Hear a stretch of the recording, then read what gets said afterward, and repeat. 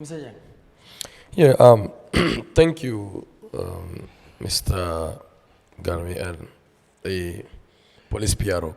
In fact, where I would start is I am quite happy that you have clarified this issue of consultation because you've stated clearly that area councils, market communities, other, stakeholders have been in the picture from the onset. So obviously, contrary to what Mr. Bojang is trying to put forward, there has been consultations. And what I want to say clearly, I'm not a legal expert, but what I want to say clearly is that there is no gain in illegality.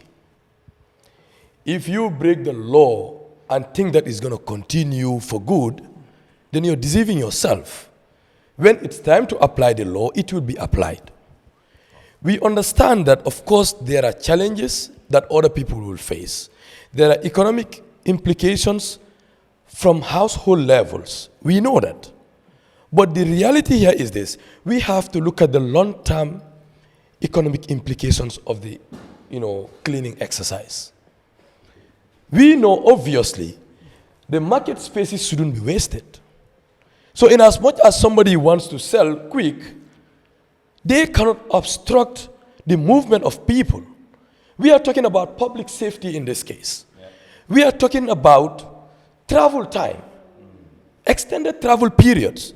We are talking about access to places. And a good example was Brikama at the hospital. An ambulance will come, or somebody would come driving, trying to get access to the hospital. To tell you the truth, a lady gave birth in my car because getting to the to the hospital or health center there was a problem because the area was congested by vendors. She delivered in my vehicle. This is not something I need to consult someone about. It happened in my vehicle. And probably if they're listening to me, they know. But something could have happened in that vehicle, right? But what was important was to get to the hospital, have somebody, a medical officer, attend to that lady even before she delivers. But there was congestion. Vehicles coming here and there, and they couldn't have the space because people are selling left, right, and center of the road. So we cannot look at what 1, 2, 10 people are crying about and risk the life of millions of Gambians. It's impossible. So I support the Operation Clear the Road. And the reality here is this. Like Bojang, any other person should stop politicizing development initiatives. All right. And we have seen, Garmi, just give me 3 more minutes. Okay, the truth is, I have seen at Brikama Area Council, I'm going to say this loud and clear. What is your definition of politicization? No, you called my name.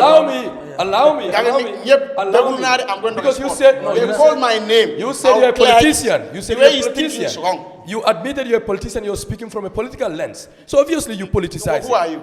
No, listen. I'm not a what politician. Are you? You are an economist. What are you doing here? Capacity.